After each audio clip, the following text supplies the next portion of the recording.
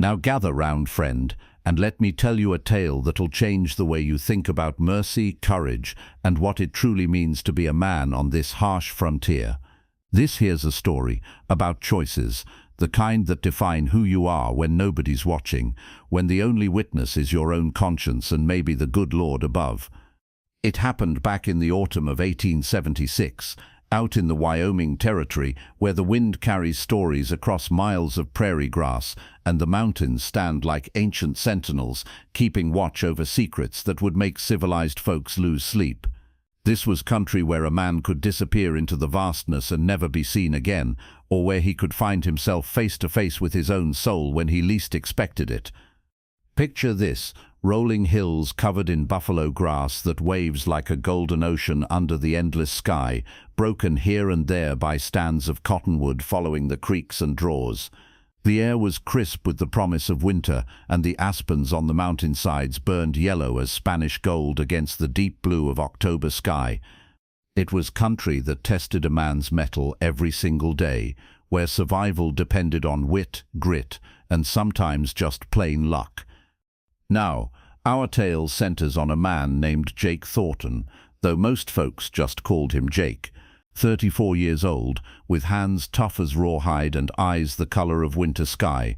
He'd been working a small spread about 20 miles south of Fort Laramie, trying to scratch out a living raising cattle and horses on land that seemed determined to break every man who dared call it home. Jake wasn't born to this country, mind you. He'd come west after the war, like so many others, carrying wounds that weren't all visible and looking for something he couldn't quite name. Maybe it was peace, maybe it was purpose, or maybe it was just distance from memories that followed him, like smoke from a campfire.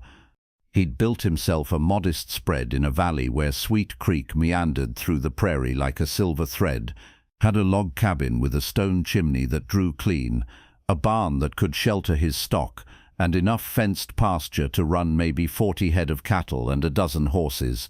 It wasn't much by most standards, but it was his, bought and paid for with sweat and determination. Jake was the kind of man who minded his own business and expected others to do the same. He traded fairly with his neighbors, which were few and far between, paid his debts, and asked nothing of anybody except to be left alone to work his land in peace. He was polite to the Apache and Lakota when he encountered them, knowing full well that this had been their hunting ground long before any white man set foot here. But the frontier has a way of making choices for you, whether you're ready or not. On this particular day, Jake had ridden out early to check on his cattle grazing in the north pasture. October mornings in Wyoming can bite clean through to your bones, so he'd wrapped himself in his heavy coat and pulled his hat low against the wind. The horses moved restless beneath him, picking up on something he couldn't quite identify, that electric feeling that comes before trouble arrives. He found his cattle scattered and nervous, which wasn't unusual given the season, but something felt different, wrong. The kind of wrong that makes a man check his rifle and scan the horizon twice. That's when he heard it, gunfire echoing across the valley like thunder rolling between the hills. It came from the direction of the Hartwell place, his nearest neighbor some 5 miles east. Old Tom Hartwell had a small ranch similar to Jake's, worked it with his 2 sons and a couple of hired hands. Good people, the kind who'd lend you tools without asking when you'd return them, and who always had coffee on the stove for unexpected visitors. Jake spurred his horse toward the sound, that sick feeling in his gut, telling him he wasn't going to like what he found. The gunfire was sporadic now, individual shots rather than the sustained volleys that had first caught his attention. That usually meant one of 2 things: either the fight was winding down or somebody was making their last stand. As he crested the ridge overlooking the Hartwell spread, Jake's worst fears were confirmed. The ranch house was burning, black smoke pouring into the autumn sky like a funeral pyre. Bodies lay scattered in the yard, and even from a distance he could see they weren't moving. A war party of maybe 15 warriors was finishing their business, gathering horses and whatever supplies they could carry. Jake recognized them as Lakota by their dress and the way they sat their horses. though he was too far away to make out individual faces. Now some men might have turned around right then and headed for Fort Laramie to report what they'd seen. Some might have tried to ride in, guns blazing, and gotten themselves killed for their trouble.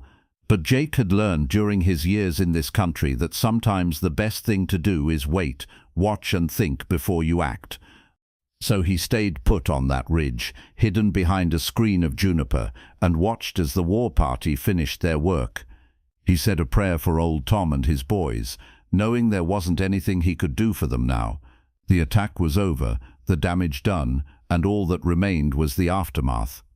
The warriors mounted up and headed north, following a game trail that would take them back toward the reservation lands. Jake waited until they were well out of sight before riding down to see if anyone had survived the attack. What he found at the Hartwell place would haunt him for the rest of his days. Tom Hartwell lay in his doorway, rifle still in his hands, looking like he'd fought to his last breath. His boys were in the yard, and the hired hands were scattered around the barn, all dead, all beyond help. Jake was checking the bodies, planning to load them into a wagon for proper burial, when he heard something that stopped him cold, a low moan coming from behind the water trough near the barn. He approached carefully, his hand on his gun, not knowing what he might find. What he discovered there changed everything. It was a young Indian warrior, maybe 17 or 18 years old, wearing the war paint and dress of the Lakota. He'd been shot twice, once in the shoulder and once in the side, and was bleeding something fierce. From the look of things, he'd been left behind when his companions rode out, probably figured for dead. The boy's eyes were open, dark as midnight, and filled with pain, but also with something else, defiance. Even wounded and helpless, he glared at Jake with the fierce pride of a warrior who would rather die than show weakness. For a long moment, the two of them just stared at each other across a divide that was deeper than blood, wider than the prairie, and older than memory itself. Here was the enemy, wounded and vulnerable, the kind of Indian his neighbors would say deserved nothing but a bullet to finish what the battle had started. Jake's hand rested on his gun, and he could feel the weight of decision pressing down on him like a physical thing. This boy was probably part of the war party that had killed the Hartwells, good people who'd never done harm to anyone. Justice would say to end it here, quick and clean. But as Jake looked into those dark eyes, he saw something that gave him pause. This wasn't a hardened killer drunk on blood and violence. This was barely more than a boy, someone's son, bleeding his life away in the dirt behind a water trough. And in that moment, Jake Thornton made a choice that would echo across the years and change the course of two people's understanding of each other. Instead of drawing his gun, Jake holstered it and knelt beside the wounded boy. The young warrior's eyes widened with surprise, then suspicion. He said something in Lakota that Jake didn't understand, but the tone was clear enough. He expected to die and was determined to meet death with honor. "Easy there, son," Jake said quietly, his voice gentle as morning rain. "I ain't gonna hurt you." The boy tried to push himself up, probably thinking he could still fight, but the effort sent fresh blood streaming from his wounds, and he collapsed back against the trough with a gasp of pain. Jake had seen enough battlefield injuries during the war to know this boy was in serious trouble. The shoulder wound wasn't too bad, painful but not life-threatening, but the shot in his side had gone deep, and from the way the blood was flowing, it might have nicked something important. Without medical attention, the boy would be dead before sunrise. Now the smart thing, the safe thing, would have been to make him as comfortable as possible and let nature take its course. Nobody would have blamed Jake for that. He'd already shown more mercy than most men would have in his situation. But Jake had seen too much death in his 34 years, too much waste and senseless killing. During the war, he'd held dying boys from both sides, watched the light fade from their eyes while they called for their mothers. He'd sworn when that war ended that he was done with killing, done with watching young men die for causes they barely understood. So he made another choice, one that would have seemed impossible to anyone who didn't know Jake Thornton's heart. He was going to save this boy's life. "All right, son," he said, rolling up his sleeves. "This is gonna hurt something fierce, but I'm gonna get you patched up and back to your people. You understand me?" The boy's eyes showed confusion, then wariness. He'd probably never had a white man speak to him with anything approaching kindness, and he sure hadn't expected mercy from the enemy. Jake went to work with the supplies he found in the Hartwell cabin. He cleaned the wounds as best he could with water and whiskey, packed them with strips of clean cloth, and bound them tight to stop the bleeding. The boy gritted his teeth through the whole process, never making a sound despite the pain that must have been considerable. When Jake was finished, he stepped back and surveyed his work. The boy would live, probably, if infection didn't set in, and if he got proper rest and care. But that presented Jake with another problem: what to do with him now? The logical thing would be to load him in the wagon and take him to Fort Laramie, turn him over to the army as a prisoner of war. But Jake had a feeling that wouldn't end well for the boy, who'd likely face a firing squad or a noose as soon as he was well enough to stand trial. That left only one option: take him home. Jake fashioned a travois from some poles and canvas he found in the barn, loaded the wounded warrior onto it as gently as he could, and began the slow journey back to his own spread. The boy drifted in and out of consciousness during the trip, sometimes muttering words in Lakota that Jake couldn't understand. By the time they reached Jake's cabin, the sun was setting behind the western mountains, painting the sky in shades of gold and crimson that would have been beautiful under different circumstances. Jake got the boy settled in the spare room, built up the fire to keep him warm, and prepared to spend the night tending to a patient who was supposed to be his enemy. Over the next 3 days, Jake nursed the boy back from death's doorstep.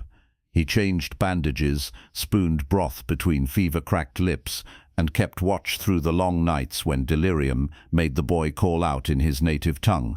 He learned that the boy's name was Takoda, which meant friend to everyone in Lakota, an irony that wasn't lost on Jake given the circumstances. Slowly, gradually, Takoda began to heal. The fever broke on the 3rd night, and he woke to find Jake sitting beside the bed, reading an old newspaper by lamplight. "Why?" Takoda asked in heavily accented English. It was the first word he'd spoken that Jake could understand. Jake looked up from his paper and met the boy's questioning gaze. "Why what? Why you save me? Why you not kill?" It was a fair question, one that Jake had been asking himself for 3 days. He set down the newspaper and considered his answer carefully. "My daddy used to tell me something when I was about your age," Jake said finally. "He said a man's not measured by how quick he is to fight, but by how willing he is to show mercy when mercy's called for. I reckon this was one of those times." Takoda studied Jake's face for a long moment, searching for signs of deception or hidden motives. Finding none, he nodded slowly. "My people, they will look for me," he said. "I expect they will," Jake agreed. "Question is, will they come in peace or war?" "That depends," Takoda replied. "On what?" The boy's eyes were serious as death. "On whether they think I am prisoner or guest." Jake understood. If the Lakota believed their young warrior was being held captive, they'd come with blood in their eyes and vengeance in their hearts. But if they could be made to understand that he was receiving care and kindness, that might be a different story entirely. Over the next week, as Takoda grew stronger, the two of them developed something that could almost be called friendship. Jake learned that the boy was the son of a war chief named Red Thunder, a leader known for his wisdom as much as his skill in battle. Takoda, in turn, learned about Jake's life, his struggles to build something good in this harsh country, and his philosophy about living in peace with all creatures, including his fellow man.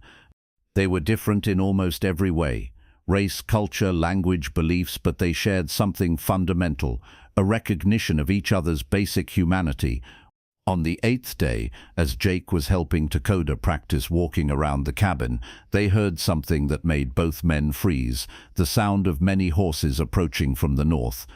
Jake stepped to the window and felt his blood turn to ice water. The valley was full of warriors, more than he could count, sitting their horses in perfect silence and watching his cabin. They were painted for war, armed with rifles and traditional weapons, and they looked like they meant business.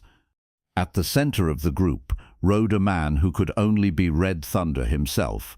Even at a distance, his presence was commanding, the kind of leader who drew men's eyes and held their loyalty through force of will and character.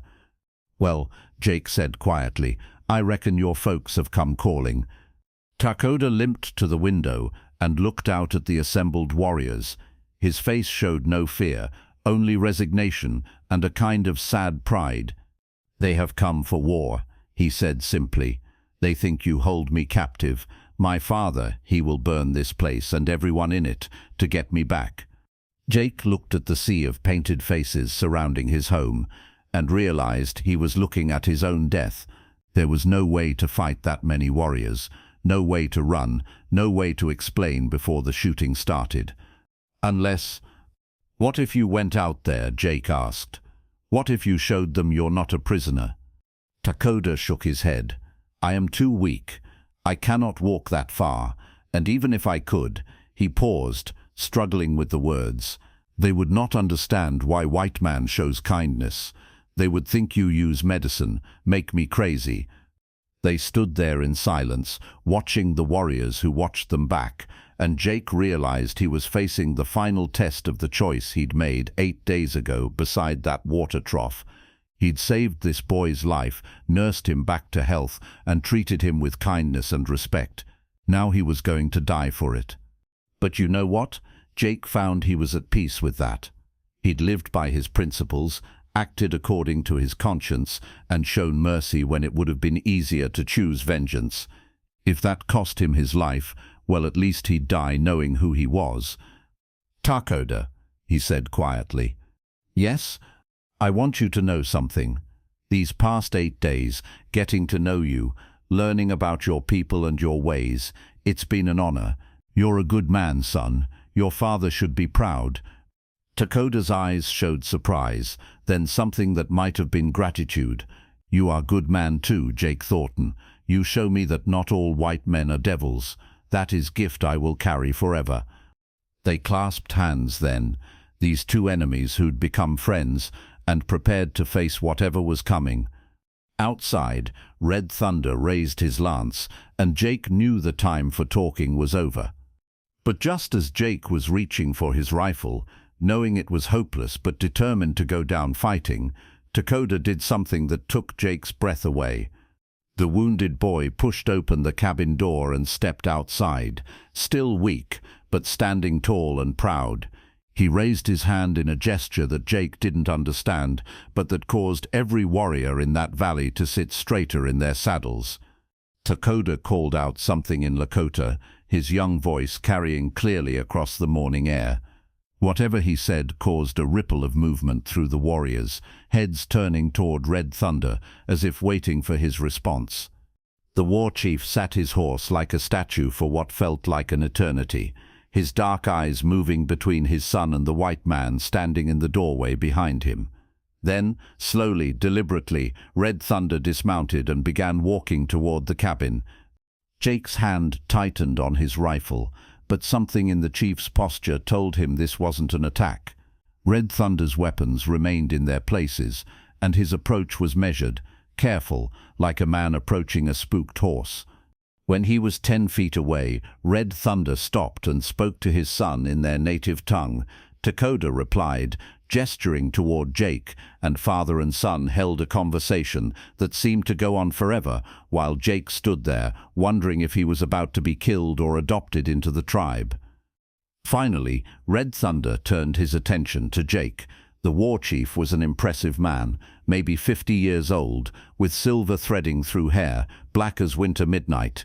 His face was weathered by years of sun and wind, marked with the kind of lines that come from carrying the weight of leadership.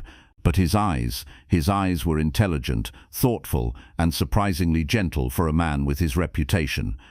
"You are Jake Thornton," Red Thunder said in perfect English, and Jake's surprise must have shown on his face because the chief's mouth quirked in what might have been amusement. I speak your tongue better than my son. I have had much practice in councils with your government." "Yes, sir," Jake replied, not sure what else to say. "My son tells me you found him wounded and dying, that you could have killed him but chose instead to bring him to your home and heal his injuries. Is this true?" Jake nodded. "Yes, sir, it is." "And you asked nothing in return? No ransom, no promise of safe passage, no guarantee that he would speak for you to his people?" "No, sir.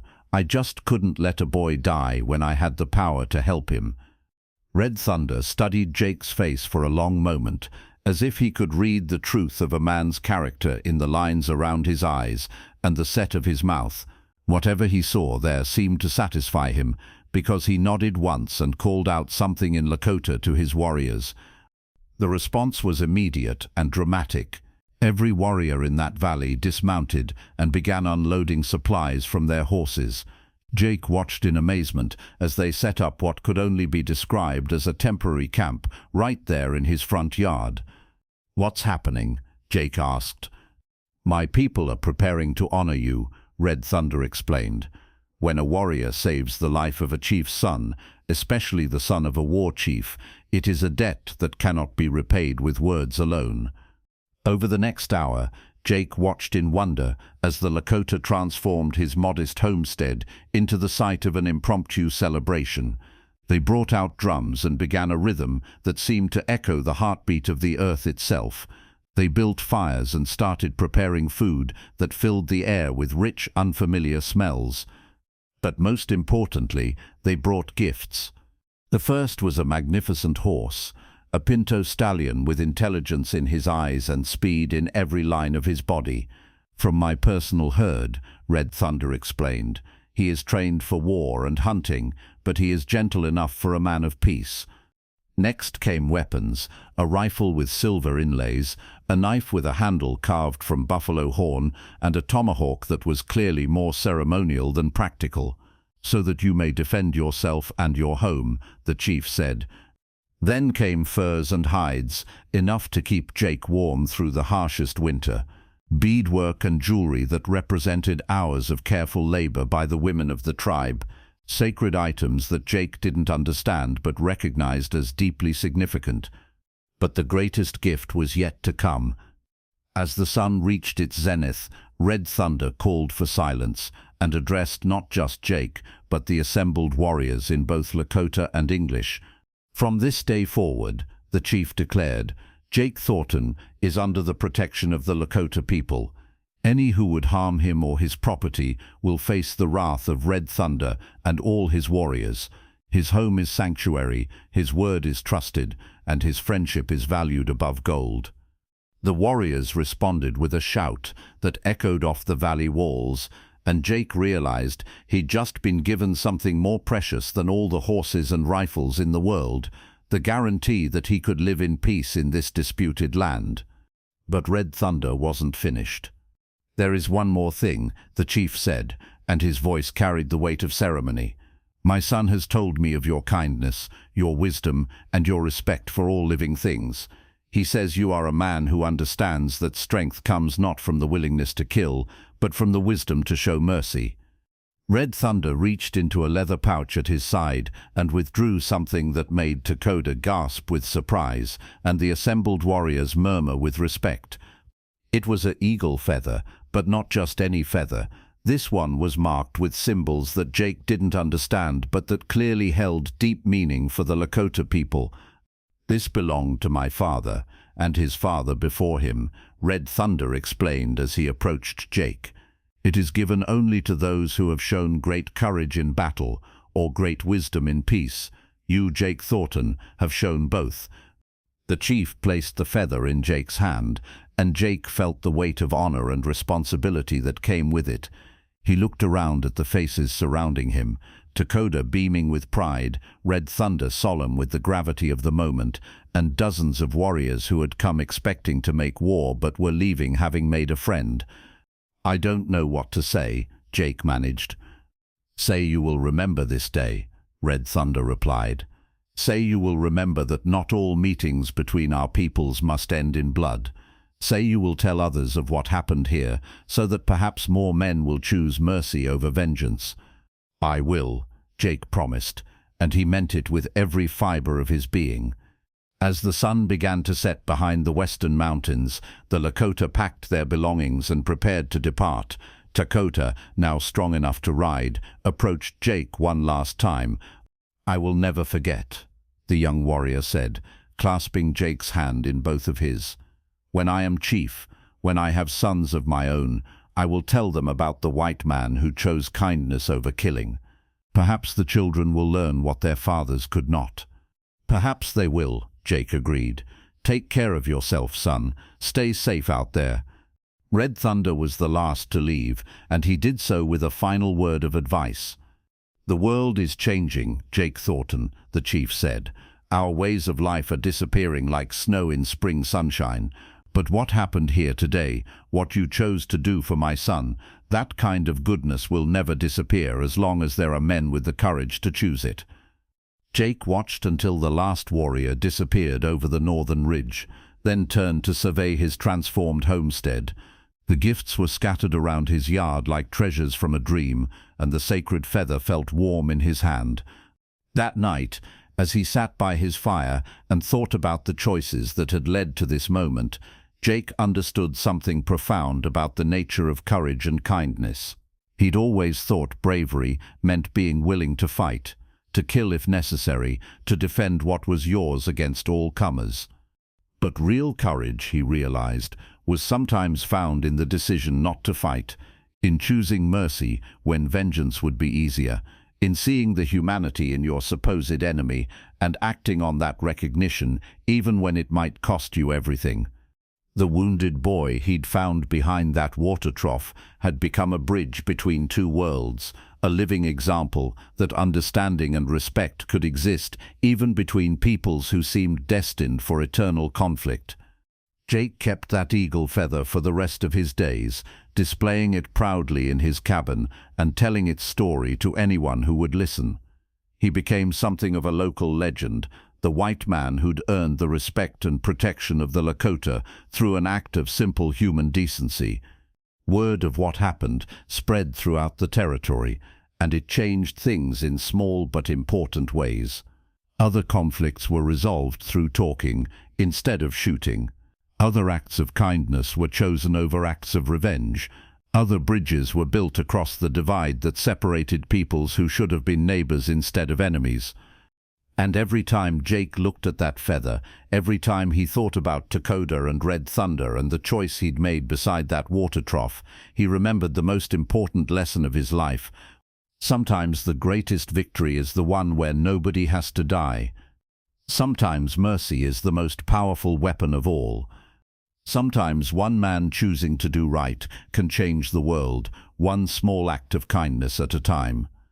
Remember that, friend, next time you're faced with a choice between revenge and compassion, between the easy path and the right one. Remember Jake Thornton and the wounded chief's son, and ask yourself what kind of man you want to be when the chips are down and nobody's watching except your own conscience. Because that's when you find out who you really are. That's when you discover what you're truly made of. And that's when you have the chance to build bridges instead of walls, to heal instead of harm, to choose the light instead of the darkness. The frontier tested every man who set foot on it, friend. But the greatest test wasn't against wild animals, or hostile weather, or dangerous men. The greatest test was against the darkness in your own heart. Jake Thornton passed that test with flying colors. The question is, would you,